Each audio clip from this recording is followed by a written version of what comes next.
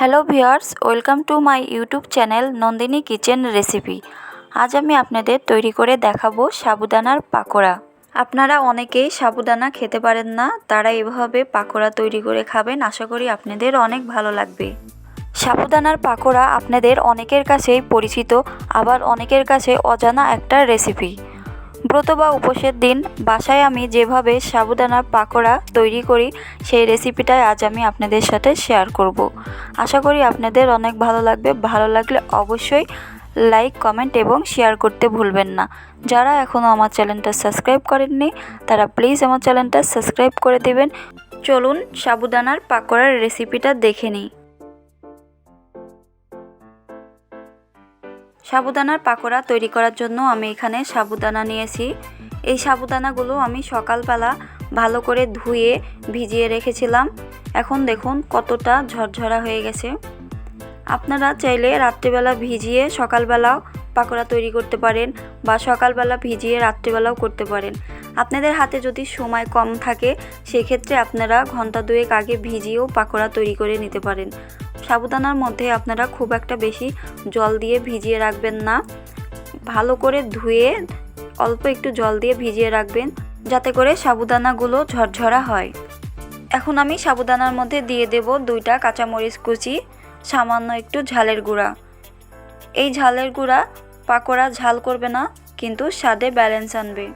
এরপর দিয়ে দেব আগে থেকে লবণ দিয়ে চটকে রাখা বাঁধাকপি। বাঁধাকপিগুলো মুঠো করে জল ফেলে পাতাগুলো দিয়ে দেব। এরপর দিব আগে থেকে সেদ্ধ করে রাখা আলু।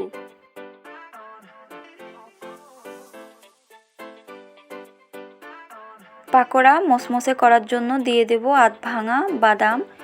কাঁচা বাদাম হালকা আছে ভেজে আমি আধ ভাঙা করে নিয়েছি। আপনারা এভাবে আধ ভাঙা করে বাদাম দিয়ে দিবেন, সেক্ষেত্রে আপনাদের পাকোড়াটা অনেক ভালো হবে। এরপর আমি দিয়ে দিলাম আদা বাটা, জিরা বাটা, স্বাদমতো লবণ। এখন আমি এই সব উপকরণগুলো ভালো করে চটকে চটকে মেখে নেব।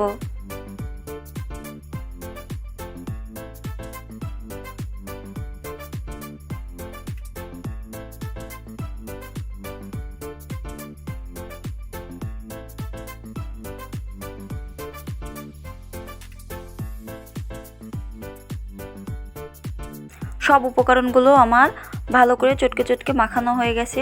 এখন আমি হাতে সামান্য তেল দিয়ে কাটলেটের মতো শেপ দিয়ে নেব।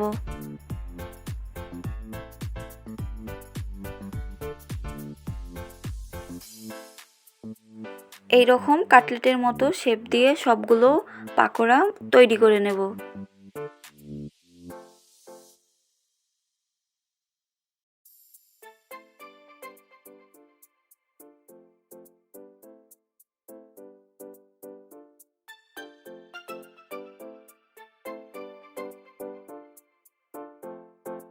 এখন আমি গ্যাস অন করে একটা কড়াইয়ে সাদা তেল গরম করে নেব।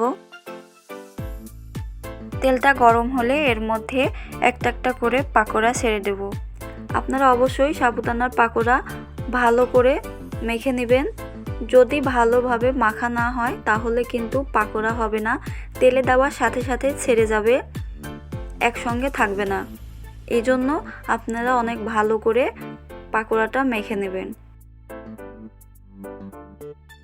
এখন আমি পাকোড়াগুলো উল্টে পাল্টে ব্রাউন কালার করে ভেজে তুলে নেব।